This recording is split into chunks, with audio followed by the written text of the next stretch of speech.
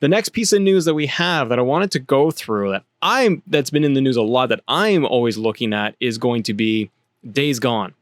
This has me interested. Now, just to pause for a second, some random other person with opinion says, what do you think of the future Star Wars after the sequel trilogy? I like Star Wars, but I'm not huge into Star Wars. I want to see more Disney Plus Star Wars miniseries like Mandalorian. That's what I want, because that would get me more invested in there. I think they need a break, though, to be quite honest.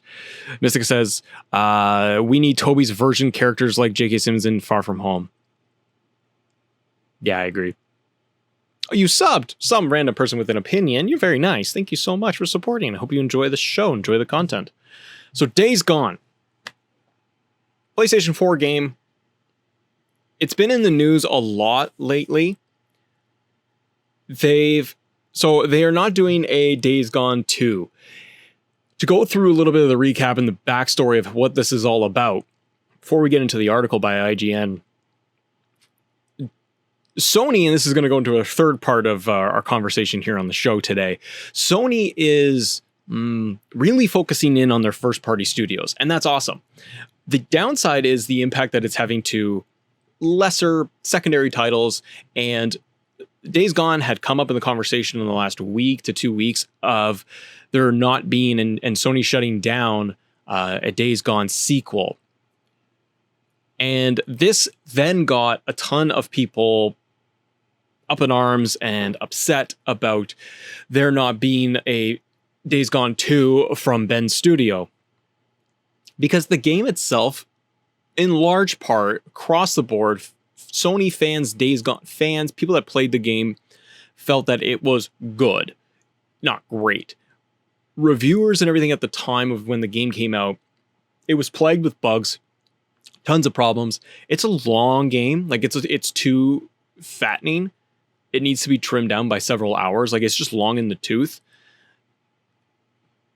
But over the course of a year, even 2 years, Days Gone got a ton of updates, patches, and love and support from the devs to make it a better game. And there's forums and Reddits and everything of people being like, hey, this game is better. It's solid now. Frame rates are better. The graphics are better.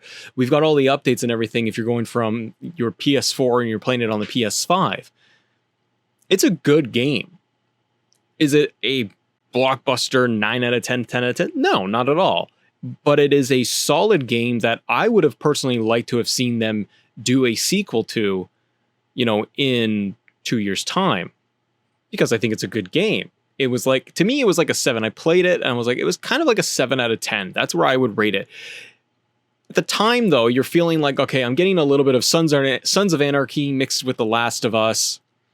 At a time when, I think people were getting a little burnt out of zombies and the zombie narrative and that being pushed into like every game and every medium. And everyone was kind of having their fill and this game came out. And again, because it was a Sony first-party property, people were excited for when it was first revealed, and it did okay.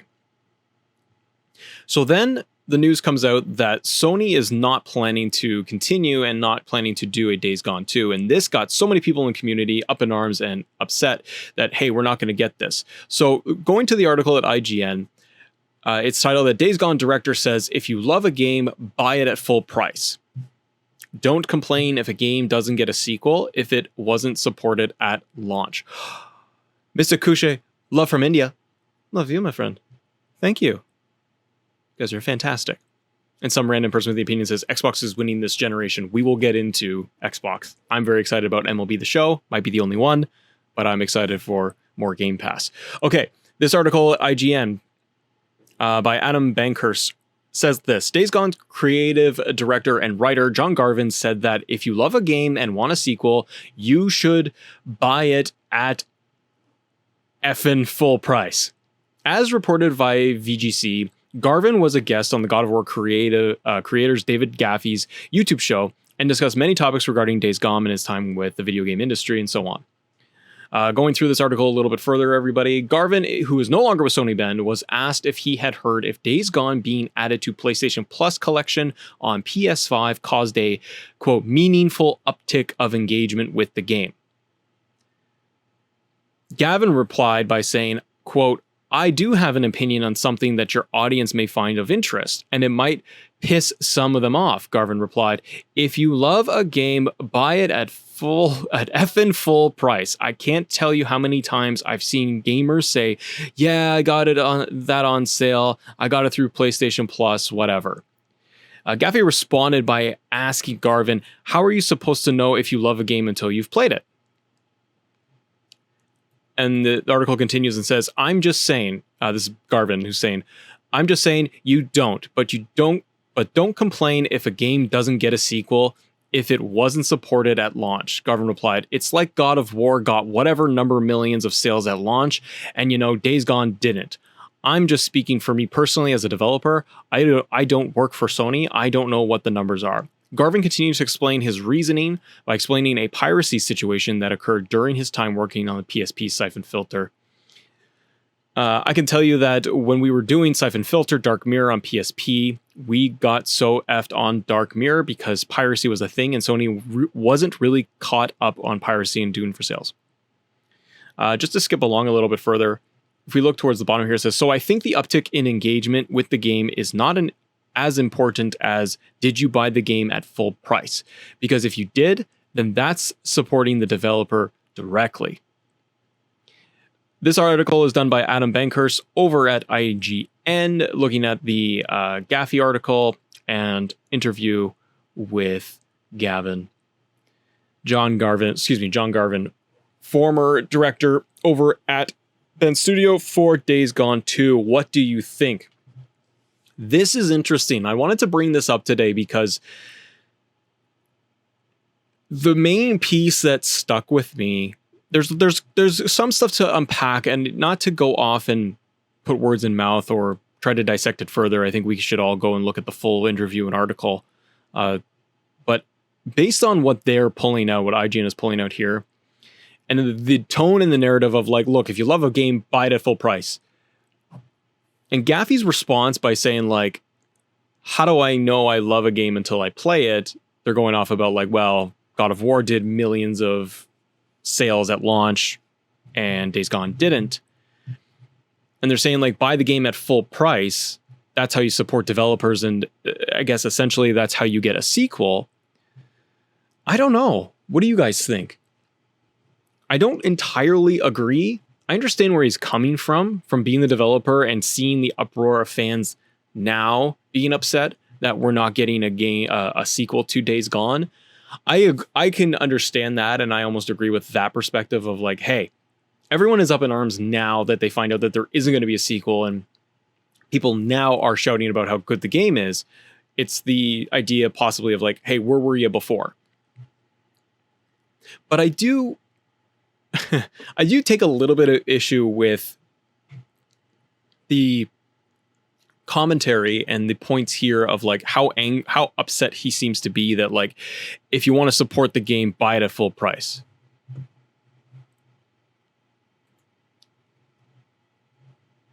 Stream lag? I don't have anything showing on my end, my friend. Refresh if you can. Everything is looking good here. Maybe it's buffering. What I noticed is, yeah, like if you want to say buy the game, just buy the game at full price. I'm like, that's a hard thing to position, because games nowadays, like for the consumer, they're not going to go out of their way necessarily to buy the game unless they know they love it, they love the developer, they just are interested in the game and they want to get it day one. There's a lot of factors in there that will motivate somebody to actually want to buy a game day one, full price, and support. But let's be honest, but there's also 1,000 factors that are for a gamer not to get a game on day one. Just budget. It could be that there's other games launching that month in that window and they take precedent over. So having the argument of, for a game like Days Gone, like you should have bought it day one and that would have supported the developers, thus supporting sales. Therefore, Sony would get a sequel to it. I don't know, because you have a game like Days Gone that gets, if it goes on sale, that can introduce a market of gamers on the PlayStation side that want to be able to play the game, that say, hey, it's now at $40. I want to pick this thing up on Black Friday. You then get it in a PlayStation Plus collection, and you're getting a new crop of fans coming in for all PlayStation titles for that collection, or existing that just never played the game. And if you're on the PlayStation side, you can look at that and say, well, like, now I can go, I never had a chance to play God of War and Days Gone and Ratchet. Maybe there's games on the PlayStation catalog that you as a gamer didn't get the chance to actually play. So now you get that opportunity, but you are paying for it. I understand where he's coming from. Garvin's coming from, saying that like you should support that individual title. But that's a very difficult argument to make of like, hey, if you like something or you think you might like something, go drop the price. Games are expensive. And yes, they are as expensive as they used to be. They've always been around this price. You know, the price of games has not gone up. I've heard all of those points. But there's a myriad of reasons like why Game Pass is on itself is so successful right now. You want to support a game on day one? I'm going to use the example right now of MLB The Show. That is a game that is available across platforms that I can play on the PlayStation side on Tuesday, or I can play on the Xbox side. And as an Xbox Game Pass Ultimate subscriber, I'm going to be able to play MLB The Show, a game that I'm excited to play, that I play pretty much every year. I skipped last year. But I play the show on my PlayStation. Pretty much day one, I would buy it. Within maybe even the first 2 weeks of its release, I would always buy the show. That's me supporting the developers. I love the game and I love the franchise. Well, it's now available day and date on Game Pass. I did my subscription, and I'm going to play the bananas out of that title because I can. Yet, and that's, to me, that's still me supporting the developers because I love the game, and maybe I'll buy some of the packs and other content that's in there. Maybe I won't, but I'm playing the game, and the hours played into that game, is that not enough? And talking and posting and discussing the title itself and praising it for potentially how good it is, or any game. What more do you want from gamers? And it's a difficult conversation too, I think, because, and guys, let me know in the chat, having a conversation like this and making this point of like, if you love a game, pay a full price. How many times I've seen a gamer say, yeah, I got that on sales on PlayStation Plus, whatever. Yes, because those options are available to us. And if you don't want that, I have no idea how it would work within gaming of having a title on PlayStation on their platform. I assume then PlayStation would have more of the rights to be able to distribute that game how they want. But if you don't like that, as the game developer, don't go on that platform. Like, if that's what you are worried about. But I think a lot of the frustration here from Garvin is more to the point of like, it's now fans are getting upset that they're not going to get a Days Gone 2. And the idea that like, where were you earlier when we needed more love and attention on this game? The thing is that this game is so much in the news. I would love to see what the numbers are for players right now that are going into this that are like, I never played it. I'm going to give it a shot. It's on PlayStation. I finally got my hands on a PS5. I want to try everything. And they sit down and they dabble in every game. That's like Game Pass. You just dabble in a lot of games. But you don't hear other developers right now getting very upset that maybe their title was played for a weekend on Game Pass and then they moved on. Some random person says, I would not pay full price. But that's the thing, is like, that's up to the gamer and the consumer, right? It's our money and it's our choice. We play what we want to play. And if your game is broken, or not broken, if your game is subpar or considered average from the initial time it launches, that will turn off a massive amount of the player base. Another point to mention is like, would we have this conversation and would this article even exist had Days Gone originally launched and was praised across the board from IGN and other sites and players and content creators and gave it like an 8.5 out of 10, 9 out of 10? Because it was a Sony exclusive. It should have been a banger of a title when it came out, and it didn't. So would this all be happening had Days Gone hit the mark, achieved its goals, and hit its revenue targets? It didn't. They patched it, they updated it, they worked on it for over a year. And players, to their credit, pushed that game up. Look how great this is. Go back, go play this. I don't know. I just feel that it's not... You can't be turning around and almost blaming players and gamers for not supporting a title when I think everyone does what they can with supporting any title that they have interest in. They show interest by playing your game. Because some people will play a free-to-play game and absolutely love it. Hello, Fortnite. And then they'll support your game by buying in-game currency and cosmetics and upgrades and yada yada. That's how they show support for your game, by being lover of the title. But if you're not there, then I don't know. Bill says that these game developers forgot, nor maybe don't care, but we can't always afford a $60 game. So when we find it on sale, we go with what we are able to afford.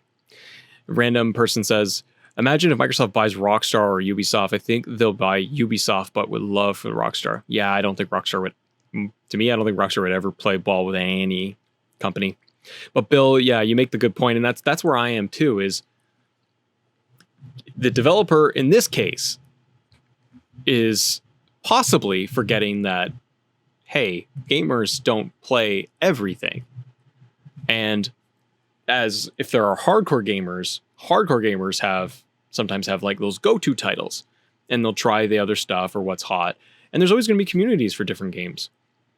But people can't just afford every single title. There are some gamers out there that, sure, they'll play like every major title that comes out. They try to play everything they can that's new. But there's a much larger world out there of players that can get 3 games a year.